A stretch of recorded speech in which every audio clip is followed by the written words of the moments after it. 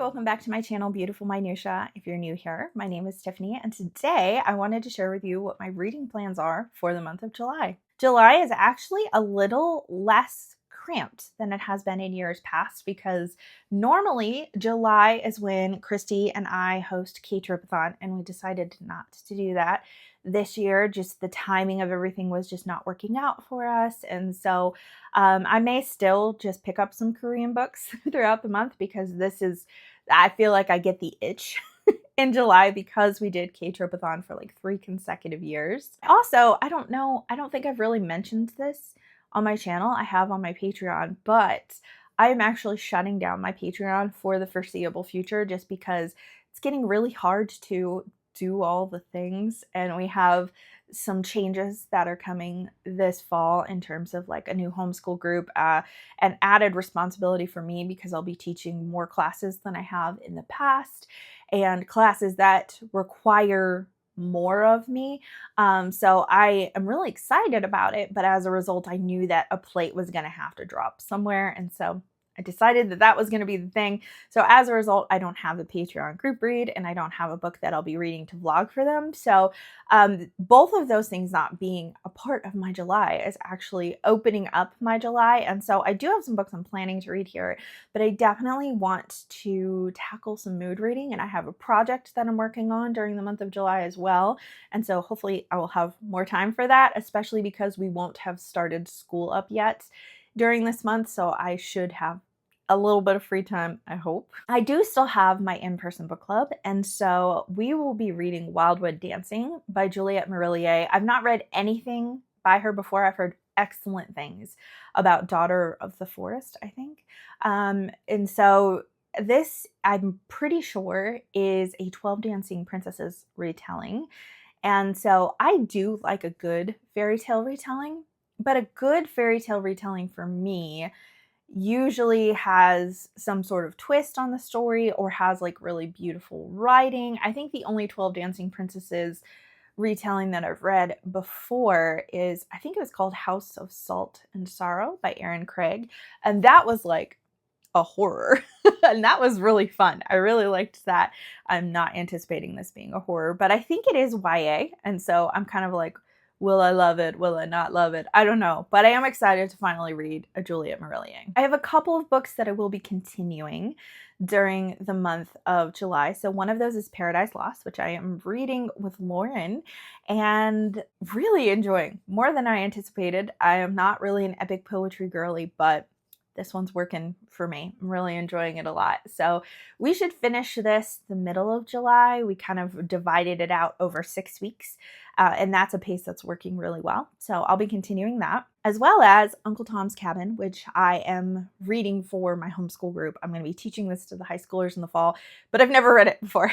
So I've barely started this at the time of me filming this. So I know that I won't finish it by the end of June. So I know that this is going to carry into July, and that's fine. I have a couple of buddy reads scheduled as well besides these like kind of continuing books. So Jonah's Gourdvine by Zora Neale Hurston. I'm going to be reading this with Stephanie from Miss Richards Reads and Dia from Novel Idea. To the best of my knowledge, this is Zora's debut. So the only thing I've read by her so far is Their Eyes Were Watching God, which I read last summer. And I loved her writing. Oh my gosh, like perfect prose in terms of just clicking with me. Like it was just amazing. But I still don't really know how I feel about the story as a whole, but I do think it was really brilliantly written. So I'm looking forward to reading this one. As far as I know, it says it's the story of John Buddy Pearson, a living exaltation of a young man who loves too many women for his own good.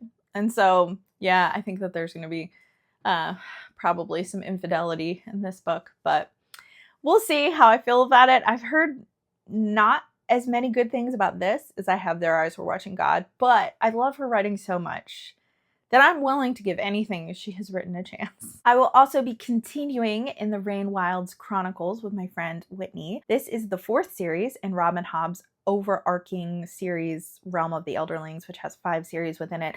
Most of them are trilogies. For some reason, Rain Wilds is not. It's a quartet. So this is book 2 of 4. I think I read somewhere that it was supposed to be a trilogy, and they thought her first book was too long, and they made her cut it in half.